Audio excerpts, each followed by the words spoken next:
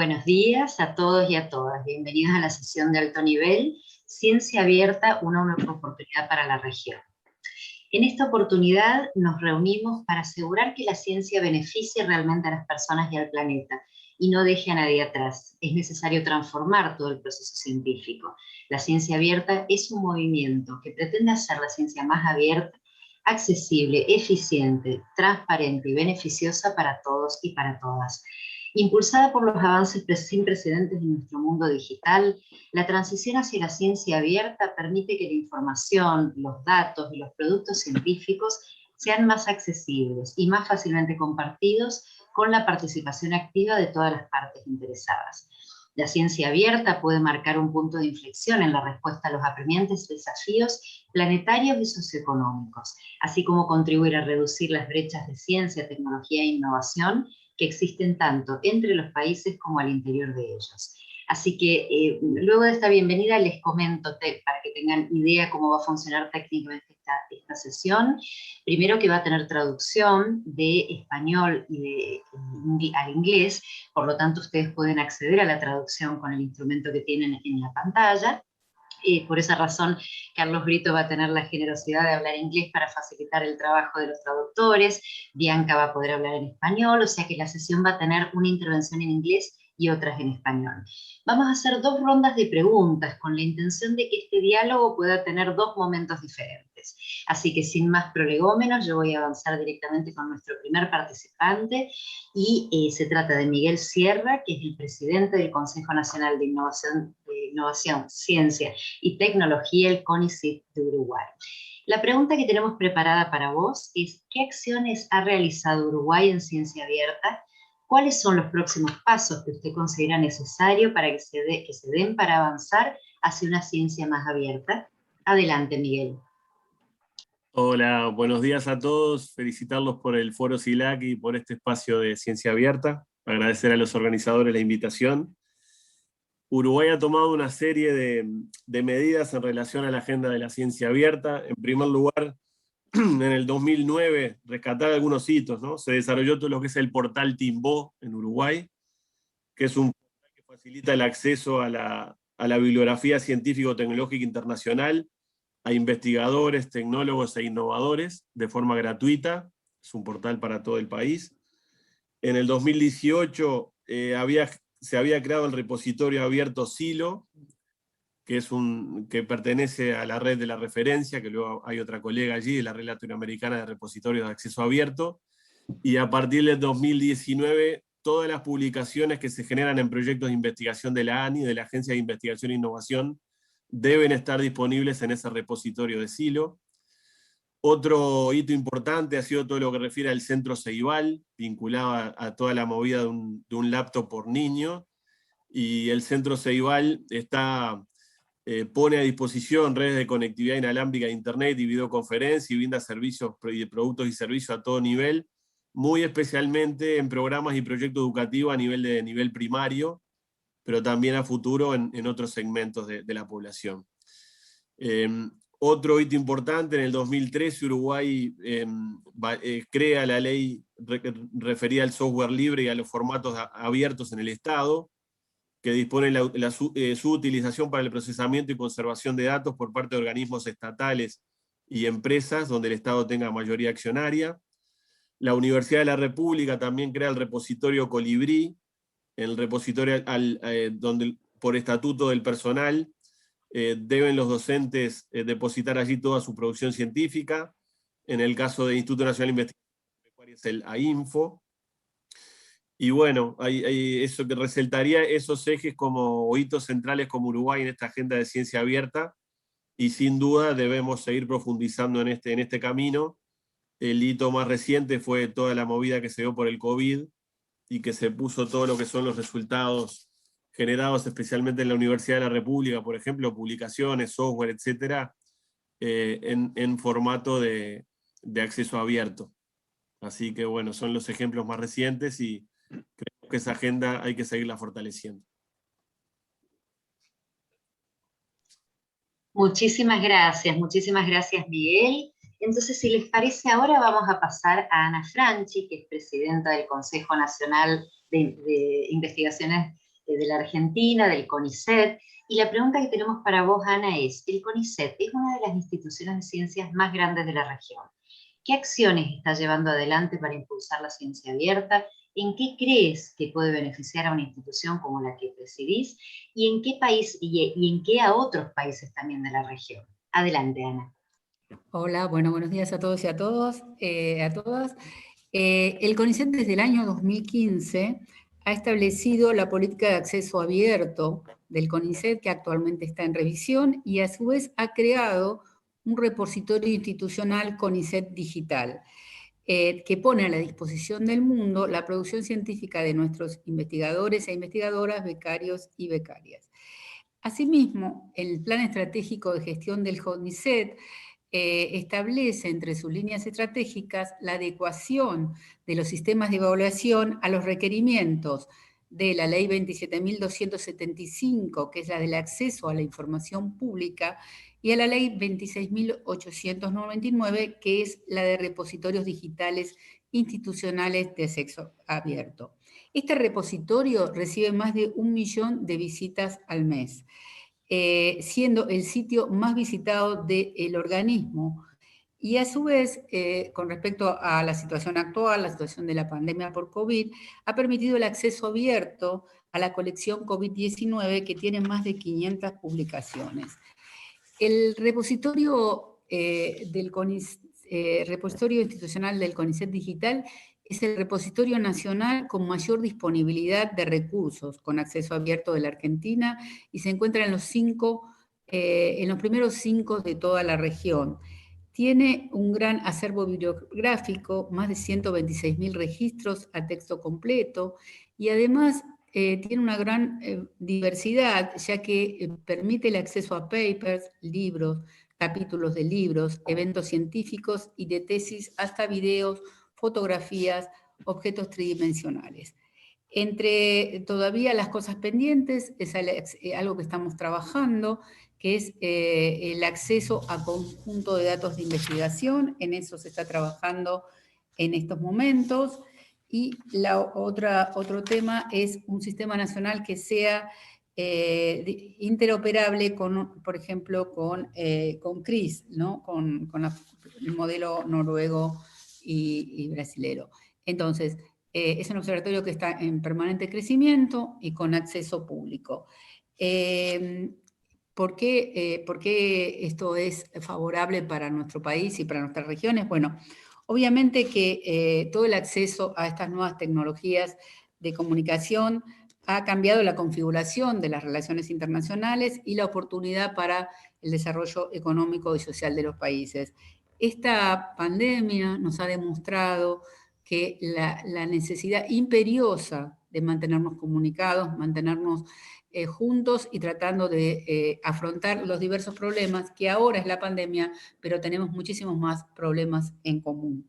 Y para nosotros la ciencia abierta permite esto, hace accesible el conocimiento y el desarrollo de distintos proyectos científicos a todo el mundo, y creo que esto es fundamental para poder continuar adelantando entre nuestros países. Entonces la idea es seguir avanzando con esto, estar cada vez más comunicados, que cada vez más nuestros investigadores, investigadoras, becarios depositen, como docentes universitarios también, depositen sus producciones dentro de este repositorio, y de manera de pensar la ciencia como un bien público, ¿no? Como algo que todos y todas podemos acceder y nos podemos comunicar.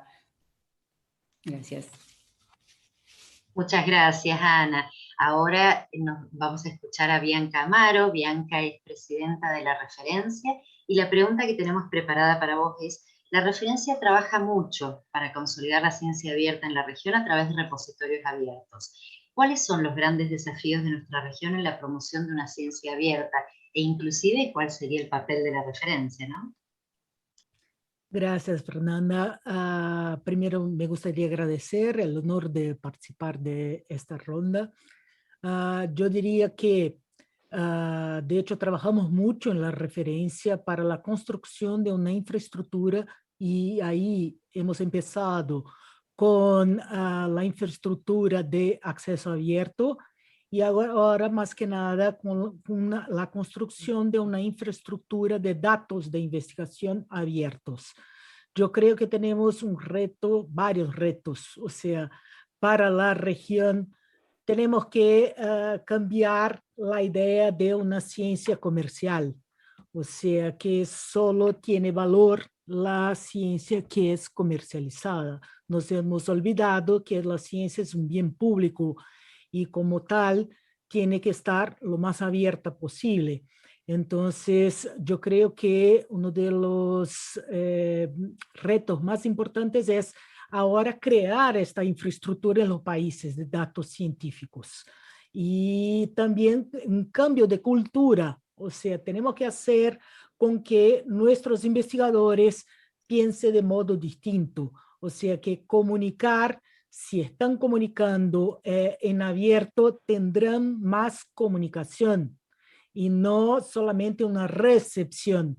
O sea, somos una región que, como todos sabemos, no tenemos muchos recursos invertidos en ciencia. Entonces, tenemos que mejor aprovechar estos recursos. Pero para que logremos un cambio de cultura en nuestros investigadores, tenemos que cambiar la forma de evaluar nuestros investigadores. Entonces, yo creo que esto es uno de los más grandes retos que tenemos, que es el cambio de evaluaciones, que no puede estar solamente centrada en publicaciones de acceso restrito, ni mucho menos en factores de impacto, índices H, cosas que no fueron creadas a nuestra medida y que intentamos seguir porque intentamos ser una región que no somos. O sea, entonces yo creo que es un cambio de cultura y la construcción de las infraestructuras nacionales para la ciencia abierta como un todo.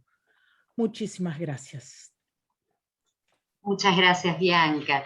Ahora vamos a escuchar a Carlos Enrique de Brito Cruz, vicepresidente senior del CEBIER, con una pregunta que va orientada en la siguiente dirección. El CEBIER es la mayor editora de revistas científicas del mundo, muchas de las cuales solo se accede por suscripción o que cobran por publicar. ¿Cómo ve la participación de la industria editorial en el desarrollo de una ciencia abierta para el bien de la humanidad? Adelante, Carlos.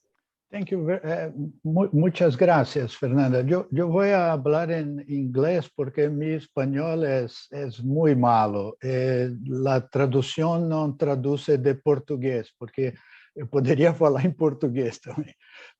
So I'll go in English. Thank you very much for the question and thank you very much for inviting me to participate in this. Gracias por invitarme a esta sesión tan interesante. Hablando sobre la editorial, la industria editorial, voy a empezar destacando que la comunicación de los resultados y de los debates son actividades fundamentales para el progreso del conocimiento. Por ese motivo, en el siglo XIX, creo que fue inclusive hace muchos años, la Sociedad Real y otras organizaciones parecidas inventaron las primeras publicaciones científicas. Es una industria de mucha data.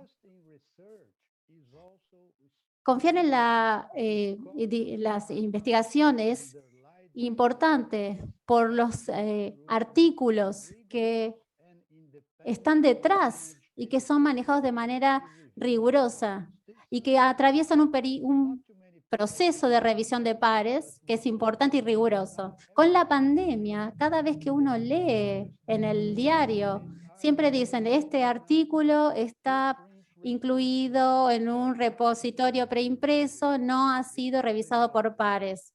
Eso es una nota que siempre aparece. Entonces, que haya un proceso de revisión de pares en el sistema editorial es muy importante, es muy relevante. Millones de artículos son analizados todos los años. El sistema de publicación produce más o menos 2,5 millones de artículos todos los años publicados por grupos de publicación,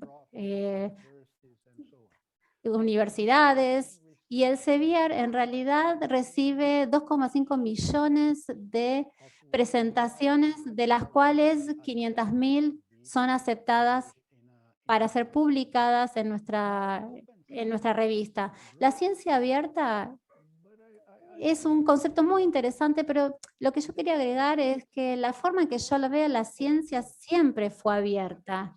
Lo que sucede es que con el advenimiento de la Internet se hizo abierta y rápida, porque cuando yo me recibí o estaba estudiando para recibirme, podíamos enviar a colegas en Europa, en los Estados Unidos, en Argentina, les pedíamos que nos enviaran los informes o las copias impresas de los informes. Los procesos llevaban más o menos 1 o 2 meses, así que era lento, pero era abierto.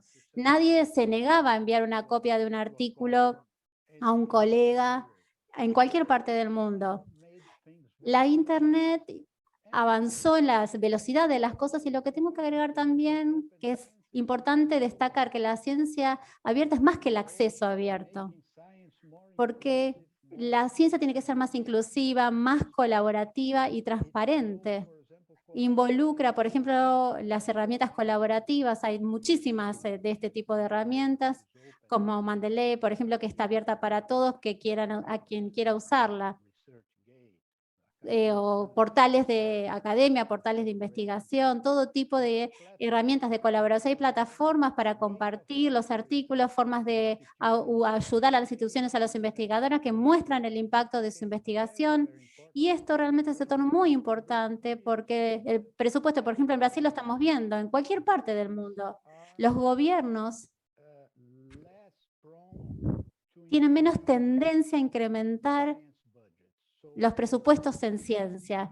Quienes financian tienen que demostrar a miles de personas, representantes políticos, gobiernos, por qué la investigación que financian tiene un impacto beneficioso para la sociedad. Entonces, hay que mostrar el impacto, ayudar a encontrar soluciones de hardware, de protocolos, etc. La sesión tiene que ver con la ciencia abierta, una oportunidad para la región. Y yo lo que quería era recordar que parte de las iniciativas tempranas de ciencia abierta en el mundo fueron creadas en nuestra región. En 1997, cuando la expresión ciencia abierta ni siquiera existía, la Fundación de Investigación de San Pablo creó Cielo, la biblioteca en línea electrónica, que es una de las más grandes de acceso abierto, con una colección de publicaciones. No sé si es un repositorio, es una colección de publicaciones. Yo lo vi a medida que se iba creando, porque fui presidente de la fundación con Abel Placa y Roger Meneghini. Vinieron a nosotros en 1996 con esa idea, que fue una idea en realidad de que la ciencia que se creaba en Brasil fuera más visible en el mundo utilizando la Internet. En el mismo periodo de tiempo comenzamos ahí en San Pablo a hablar sobre las colas editoriales como Elsevier, Highwire y otras, sobre la posibilidad de crear lo que después sería el portal CAPEX de periódicos. Es decir, nosotros ofrecemos o hacemos un consorcio con la Universidad de San Pablo y comenzamos a ofrecer a la web, era en 1998, la web era algo nuevo, comenzamos a ofrecer acceso a todos los artículos que estaban en formato electrónico, que se llamó Progre, Problema de Biblioteca Electrónica. Latinoamérica tuvo ya ideas tempranas sobre el acceso abierto y sobre la ciencia abierta. Antes de terminar, también quisiera destacar que Elsevier está comprometido con el acceso abierto. El año pasado Elsevier publicó 80.000 artículos en acceso abierto. Todos los artículos que fueron revisados y atravesaron el proceso editorial fueron a las publicaciones de Elsevier. Esas publicaciones son más citados que la fracción de artículos que la empresa tiene en el mundo. Entonces el proceso editorial puede verse como que incrementa la calidad y el interés de la comunidad científica en esos artículos. Y en el último año la cantidad de artículos de acceso abierto publicados por Elsevier creció en un 32% al año. Antes de terminar, voy a comentar dos aspectos que son pertinentes para nuestra región latinoamericana en términos del acceso abierto. Hay desafíos que son comunes para todo el mundo, como por ejemplo la necesidad de disponibilidad. Hay muchos artículos en todo el mundo, los científicos a veces se confunden sobre qué artículos tienen que leer o cuáles son pertinentes. También está este desafío relacionado con la transición desde la suscripción a los artículos por los que se paga un honorario, que afecta a todas las bibliotecas en el mundo. Pero para nuestra región está este tema. Los artículos con un proceso de pago que se consideran normales en el caso de Europa y Norteamérica pueden llegar a crear otra fuente de exclusión en la ciencia, que es un tipo de exclusión terrible, porque no está excluyendo a la gente para que no pueda leer ciencia, como uno podría decir cuando hablamos, por ejemplo, las publicaciones por suscripción. El APC puede incluir a personas de que se conviertan en científicos, porque todas las publicaciones del mundo pueden ser fuente para los investigadores de Latinoamérica y ellos no podrían publicar porque no podrían poder pagar la suscripción que para el hemisferio norte es una solución normal. Ese es un desafío importante que tenemos que tomar en cuenta en el caso de los editoriales y también en Latinoamérica y en África. ¿Cómo trabajar en este mundo del acceso abierto y ayudar a cubrir los costos en una forma más imaginativa que los APCs? Muchos editoriales han creado formas de facilitar este tipo de publicaciones. Por ejemplo, en Elsevier, nosotros automáticamente aplicamos exenciones o descuentos a los artículos en las publicaciones oro, digamos, y en otras publicaciones con suscripciones que son de muy alta calidad para cada artículo cuyos autores vengan o provengan de un país de bajos recursos. Tenemos una organización que cubre estos costos para crear facilidades para el acceso a la bibliografía científica, en el caso de todos los países de bajos ingresos, gratis. Y en la mayor parte de los países de ingresos medios con descuentos sustanciales. Finalizaría comentando que la industria editorial está consciente de los desafíos que tenemos y las oportunidades que también vienen con el acceso abierto y con la ciencia abierta. Hay mucho espacio para mejoras y para seguir creciendo, y la ciencia abierta, como yo la veo, es universal. Tiene que ser más abierta, cada año más abierta, y es algo positivo porque la ciencia va a avanzar más rápidamente de una forma más eficaz. Muchas gracias. Muchísimas gracias, thank you. Muchísimas gracias, Carlos. Ahora, por suerte, tenemos un ratito para una serie de preguntas que ya hemos recibido para ustedes, y por lo tanto yo comenzaría, si están de acuerdo, y les pediría nuevamente un máximo de 5 minutos a cada uno o cada una. Comenzaría entonces por una pregunta para Miguel. ¿Qué piensan de la factibilidad de generar una base CRIS regional? Perdón, esa era la referencia, disculpe, Miguel. La pregunta para ustedes: ¿existen posibilidades en el Uruguay de cambiar criterios de evaluación que dirijan las recompensas o los incentivos de los investigadores a un avance más decidido hacia repositorios de datos abiertos en el Uruguay? Sí, yo creo que sí. O sea, como todo eso hay que trabajarlo, hay aspectos de infraestructura que yo creo que requieren dinero, pero se solucionan, pero están los temas culturales también.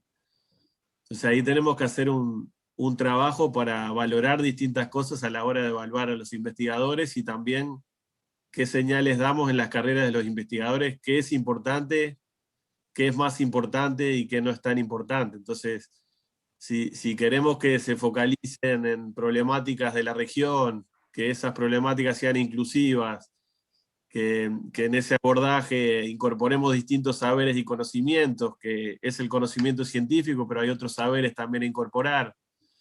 Si construimos y ponemos accesible ese conocimiento a un público diverso, y eso lo valoramos en la carrera de los investigadores, y no solo premiamos carreras individuales que vayan directamente al paper, no interesa mucho si está o no focalizado con problemáticas relevantes, y tampoco interese mucho el proceso de creación de eso. O sea, tenemos que partir de esa base, tenemos que dar señales en el sentido de qué es relevante para nosotros en la región, y eso incorporarlo en la evaluación de los investigadores y ponerlo como norte, especialmente en las nuevas generaciones, para que se genere este cambio cultural. Comparto, como decían los demás panelistas, la ciencia abierta va a seguir profundizándose, vino para quedarse, pero tenemos que hacer todo el esfuerzo para que eso sea sustentado en las nuevas generaciones que impulsen esta nueva cultura. Muchas gracias, Miguel. Ahora tenemos una pregunta para Ana, del CONICET de Argentina. ¿Cambiar los criterios de evaluación implica considerar las asimetrías de género, o debería poder implicar considerar las asimetrías de género? ¿Qué medidas se pueden tomar desde una organización como la que usted dirige para reducir las brechas de género en el sistema científico? Bueno, la Argentina tiene una particularidad, comparte con algunos países latinoamericanos, que en realidad las mujeres somos mayoría en nuestro organismo y en los sectores de investigación, ¿no? En Argentina tenemos 53% de investigadoras y 60% de becarias. Sin embargo, la pregunta es dónde estamos las mujeres, ¿no? Y por supuesto, como en la mayoría de los sistemas científicos del mundo, estamos más en las categorías más bajas que en las más altas. Entonces, por supuesto que nosotros, uno de los cambios que estamos dando en los nuevos criterios de evaluación es tomar en cuenta la perspectiva de género. Pero no solo en la evaluación de las investigadoras o investigadores, sino estamos comenzando recién a ver cómo podemos hacer para que la perspectiva de género esté en el propio proyecto, ¿no? Está bastante descrito en los últimos años, que si uno mira, por ejemplo, los estudios en el área de biomedicina, se hacen mucho más con animales machos que con animales hembras, que no se toma en cuenta una perspectiva de género en los estudios clínicos, y todo esto lo podemos extender a las distintas áreas disciplinarias. Entonces nosotros estamos viendo cómo podemos, estamos aprendiendo en realidad cómo se ha hecho en otros lugares del mundo para poder hacerlo también desde la Argentina. Entonces, la perspectiva, y otra cosa que estamos haciendo desde la Gerencia de Evaluación del Organismo es un estudio de las trayectorias científicas de nuestros investigadores e investigadoras desde la recuperación de la democracia, tomando en cuenta el género, el área geográfica, la disciplina y los movimientos políticos. Porque una cosa que estamos viendo es que no es tanto que las comisiones evaluadoras tomen o no toman en cuenta el género, sino es cuando, especialmente las mujeres, se deciden a presentarse, por ejemplo, a una promoción, que parece ser más tardíamente que a los varones. Entonces, tener los resultados de este estudio nos permitirán, seguramente completados con algún estudio cualitativo, ver un poco dónde tenemos que empezar a trabajar para que ir disminuyendo estas brechas que se producen en nuestra institución. Muchas gracias, Ana. Ahora para Carlos Brito, en su exposición respondía a la pregunta del desarrollo de estas nuevas formas de acceso abierto con APC, inclusive comentaba que la ciencia siempre fue abierta, y claro, ese es el espíritu, ¿no es cierto?, de la conversación mundial de la ciencia y de los y las científicas desde siempre. En el Comité de Expertos de Ciencia Abierta que me toca presidir y que está preparando la recomendación de UNESCO para la ciencia abierta, existe un capítulo donde explícitamente se recomienda que no existan APC tanto para libros como para artículos, especialmente por los efectos que usted mismo mencionaba, ¿no?, de desigualdad que genera en la ciencia mundial entre países del norte, del sur, o hegemónicos, no hegemónicos, depende de la clasificación que usemos. Entonces, la pregunta que yo le iba a hacer en principio era, ¿Cuál es la política del Sevier para esta región? Usted hablaba de una política de waivers, mi pregunta sería, ¿se va a extender como una política realmente para toda la región o son simplemente medidas individuales? Y la otra es, ¿cree que en el norte, no hablemos de la región nuestra, pero en el norte, la política de los APC tiene algunos efectos negativos en relación con el tipo de evaluación o con el cambio del sistema del peer review? ¿Han observado algo al respecto o considera que el APC no tiene ningún efecto en el proceso mismo de evaluación? Obrigado, Fernanda. Thank you, Fernanda. Sorry. Gracias, Fernanda. En cuanto a la primera parte de la pregunta, como yo mencioné, el Sevier, y tendría que decir también otras editoriales, tienen políticas implementadas de exenciones de los APC cuando el artículo tiene autores que provienen de países de bajos recursos. Para los países de recursos medios tienen políticas en las cuales reducen esos APC. Lo que me parece difícil es predecir una forma en que deje de haber APCs, porque publicar una revista que sea de calidad involucra costos. Hay que procesar los artículos, alguien tiene que leer, hay que leer los manuscritos, tiene que mejorar la redacción, etc. Si no se va a pagar mediante APCs, tiene que haber alguna otra forma de cubrir los costos, aun cuando sean organizaciones sin fines de lucro que utilizan también los APC para poder cubrir sus costos de publicación. Ahí, si nosotros decimos que no tendría que haber APCs, también tendríamos que pensar, bueno, entonces, ¿cómo se van a cubrir los costos? Por supuesto, una forma de hacerlo es que haya exenciones para los países de bajos y medianos recursos. Pero, y en cuanto a la otra parte de la pregunta, el efecto de los APC, creo que el peor efecto del APC que yo veo es la emergencia de las publicaciones graduatorias, digamos, que aparecen cuando aparecen los APC. No se venden revistas por suscripción. Ese es un desafío muy importante para la ciencia y para los científicos. Muchas veces se ve a colegas que no prestan atención al hecho de que cuando reciben un mail dicen, bueno, envíame tu documento acá, tu paper acá, lo vamos a publicar en 2 semanas y va a ser aceptado, que la publicación no agrega ningún valor a ese artículo. Vos me preguntás sobre el efecto negativo, ese podría ser uno. Hay efectos positivos también, porque cuando los autores pagan por sus APC, los artículos son abiertos para todos y en cualquier parte del mundo para que puedan leerlo. Y esa es una ganancia muy importante y una gran parte del valor que existe en que se den estos APC, es decir, que estos artículos estén abiertos para todos los que quieran leerlo, y es un efecto muy positivo que no es solamente la comunidad científica, sino los practicantes, es decir, las personas que lo leen, por ejemplo, agricultores, y pueden ir a la computadora y acceder a publicaciones que en el pasado solo podían acceder si iban a una biblioteca y la veían en forma física. Entonces, siempre hay contradicciones en la vida. Muchas gracias, Carlos. Ahora nos queda una pregunta para Bianca Amaro de la referencia.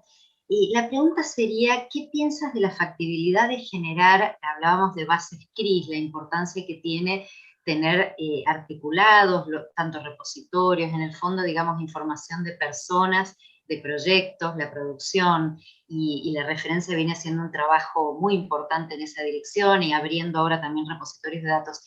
Ahora, ¿Qué piensas de la factibilidad y también de la bondad o no de generar un CRIS regional o algunos acuerdos regionales que apuntan a poner a disponibilidad, pero también de manera interoperable entre nuestros países, una base CRIS o algo como lo que está trabajando la referencia, ¿no? Sería muy importante para nosotros tenermos un CRIS regional, pero para eso también tenemos que crear las infraestructuras CRIS nacionales. Entonces yo creo que una posibilidad que esto salga a la luz sería tener un modelo, y es más o menos esto que estamos pensando en la referencia. Hoy en día estamos trabajando muy fuertemente en el CRIS Brasil, en conjunto con la referencia, para que podamos ser una especie de modelo para los países que quieran crear sus CRIs. Porque yo creo que al principio en Brasil lo que hicimos fue buscar experiencias como con Portugal, que era nuestro, teníamos un diálogo natural con Portugal. Y lo que vimos es que las realidades son tan distintas en todos los sentidos que no nos servía. O sea, en términos de tamaño, en términos de recursos. Y entonces empezamos a desarrollar nosotros nuestro CRIS propio. Y lo más importante es tener esto, estar bastante coordinado con la referencia para después poder ser aplicado en otros países. Porque de hecho necesitamos datos confiables respecto a la actividad científica de los países y de la región, pues, por supuesto. Y yo creo que la construcción de los CRIs nos posibilita tener una visión más transparente de cómo es que se hace, qué es que se hace, incluso también para hacer una evaluación de, por ejemplo, qué es que estamos publicando, dónde estamos publicando, porque hoy en día también somos conocidos como una región de revistas de acceso abierto. Y de hecho, uno de los puntos que a mí me parece fundamental de todo eso sería fortalecer las editoriales universitarias, por ejemplo, para que puedan realizar su trabajo de una manera más profesional y así tener revistas de alta calidad. O sea, tenemos la colección Cielo, que es importantísima para nosotros, pero no tenemos solamente la revista Cielo. Y también con peer review, con todo lo que tiene que tener una revista. Pero cuando Carlos dice que es necesario tener recursos para gestionar la industria de la comunicación científica, estoy de acuerdo, pero yo creo que mejor sería invertir en los senos de las editoriales universitarias y de institutos de investigación, porque total, es la comunicación de los investigadores que están ahí en estos dos sitios que es necesario que se haga. Entonces, yo creo que, por ejemplo, si tenemos eso, tendremos incluso mejores datos respecto a las publicaciones, y no solamente como es hoy en día. Por ejemplo, yo puedo decir por Brasil, o sea, los indicadores que tenemos de publicación son los indicadores que toman por base las grandes iniciativas internacionales de evaluación de revistas. Entonces, yo creo que, ¿qué es que queremos saber? ¿Estamos publicando o no estamos publicando? ¿Estamos comunicando o no estamos comunicando? Yo creo que los CRIs nos posibilitarán tener una visión más clara de aquello que hacemos, de hecho, en ciencia, en nuestra región. Y yo creo que nos estamos preparando en el seno de la referencia para eso. Muchas gracias. ¿Puedo hacer un comentario sobre la cuestión del género? Porque eso para los publishers es relevante, debería ser más relevante, en mi opinión. es que en Elsevier estamos muy fuertemente trabajando para tener los comités editoriales de todos los 2.600 journals editados por Elsevier con un equilibrio adecuado de género.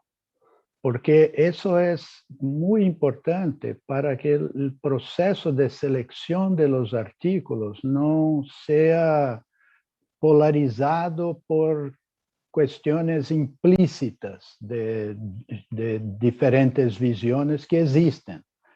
Entonces, en todas las revistas de Elsevier, tenemos ahora en la página de entrada de la revista los datos de la composición del consejo editorial en términos de mujeres, hombres, cuántos por ciento, cómo esto se compara con la media de todas las revistas de Elsevier. Y sería muy interesante que todos los publishers non-profit and for-profit tenesen esa información, porque es necesario reconocer que la calidad y la originalidad y la novedad de la ciencia depende de este equilibrio de género.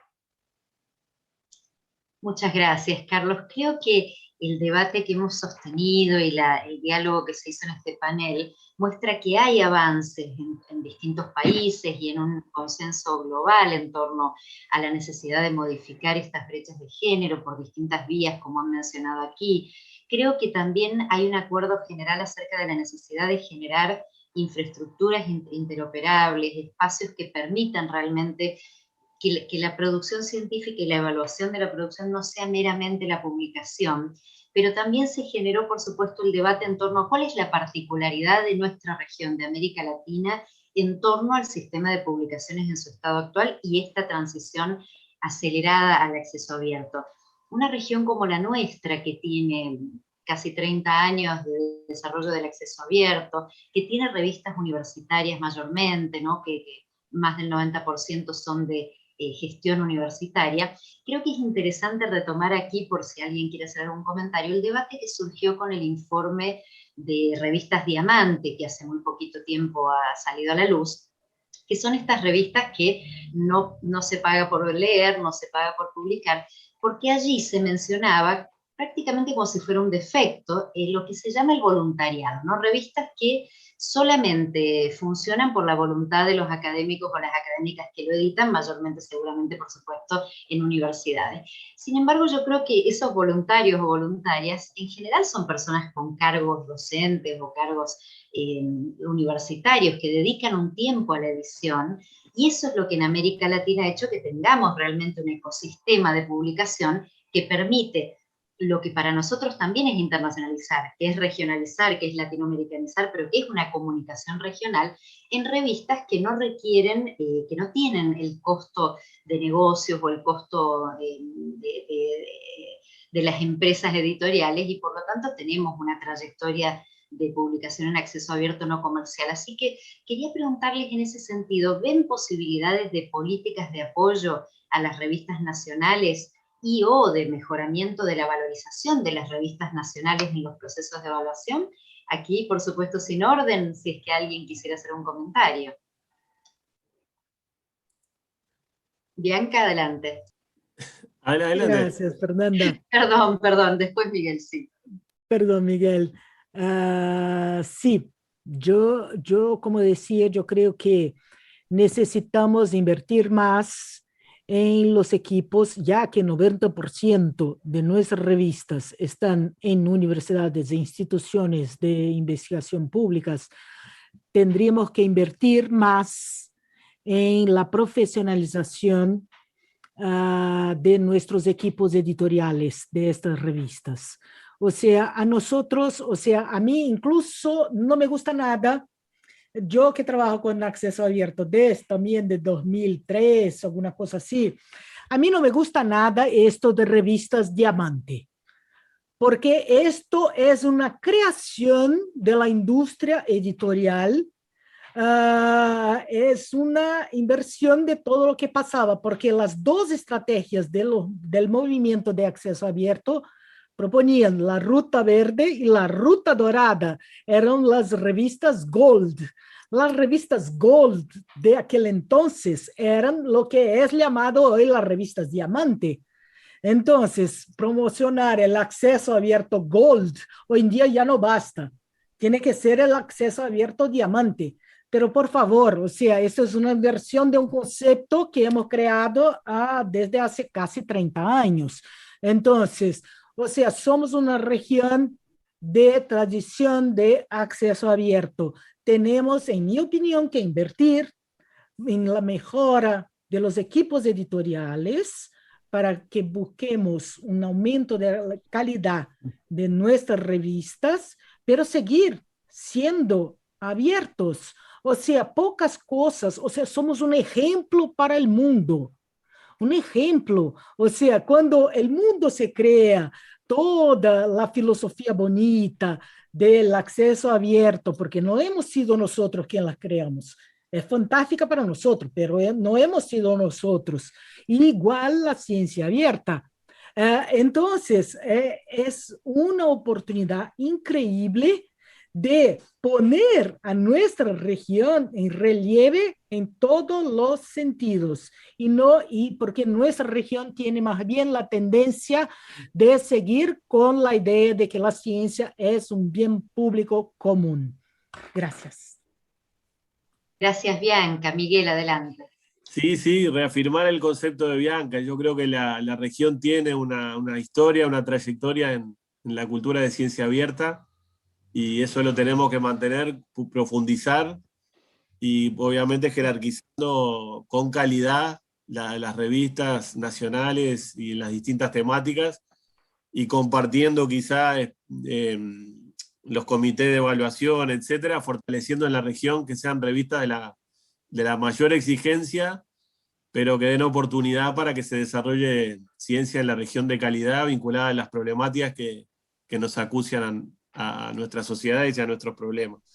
Lo otro también que quería incorporar es el tema y lo hemos visto en la pandemia, es el tema de la tecnología o la innovación abierta, que es otra dimensión. Lo hemos visto en las vacunas, en los kits de diagnóstico, etc. La ciencia de calidad en algún momento puede cristalizar en soluciones tecnológicas, y ahí tenemos todo un tema también de cómo hacer esas tecnologías abiertas y accesibles. Pensar en sistemas novedosos de protección de la creación intelectual, etcétera. Tenemos que también en la región, me parece, abrir la discusión y pensar oportunidades en ese sentido. El régimen de patentes sabemos lo que da y los problemas que ha generado, y creo que hay que pensar sistemas alternativos o complementarios, o en estas situaciones en temas de primera necesidad de la humanidad, como ha sido la pandemia, las vacunas de salud humana, pero puede surgir en otras ocasiones. Me parece que tenemos que hacer un pienso ahí y ofrecer alternativas a lo que existe hoy. Pensar en nuevos sistemas de creación, de protección de la creación intelectual, que hagan que no solo la ciencia, sino también la tecnología y las innovaciones queden abiertas a nuestras sociedades. Muchas gracias, Miguel. Ana, adelante. Bueno, sí, yo coincido con los dos oradores anteriores. Por supuesto que hay que insistir que el cambio tiene que ser cultural, porque hay una cierta resistencia de nuestros investigadores e investigadoras para publicaciones en revistas que no son las de alto impacto a nivel internacional. Creo que prestigiar, como se dijo, los comités editoriales, compartirlos con los otros países de Latinoamérica, esto va a ayudar, y seguir adelante en esto. Y por supuesto, acuerdo con Miguel, el tema de compartir estos desarrollos tecnológicos que se han realizado en nuestros países, que sean en general en forma más bien aislada, pero que nos permiten afrontar cosas que mostró la pandemia, ¿no? Que las situaciones terribles no mejoran la opinión de los países centrales sobre compartir las tecnologías, y somos nosotros los que le tenemos que hacer, porque tenemos una deuda muy importante con nuestra gente, ¿no? Porque la pandemia agudizó la pobreza y el acceso, en este caso, a desarrollos farmacéuticos, pero van a pasar otros más, debería ser compartido igual que los adelantos científicos. Gracias. Gracias, Ana. Bueno, si no tenemos... Sí, adelante, Carlos. Ponto sobre justamente essa questão das revistas regionais, das revistas editadas aqui na América Latina. Eu acho que um dos elementos que atrapalha o desenvolvimento dessas revistas é o fato de que, muitas vezes, as agências de financiamento, e eu trabalhei durante 21 anos, até abril do ano passado, eu trabalhei na FAPESP, em São Paulo. E é uma dificuldade. As agências de financiamento, ao selecionar projetos, algumas vezes deixam que os reviewers, em vez de analisar a qualidade do artigo, analisem a qualidade da revista onde ele foi publicado. É o que nós dizíamos ali na FAPESP, a gente chamava analisar o artigo sem abrir a revista, só olhando a capa. E isso está errado, porque se um trabalho sai numa revista que tem um fator de impacto grande, isso não quer dizer que ele vai ser muito citado, ou que ele é muito bom, ou que ele é muito relevante.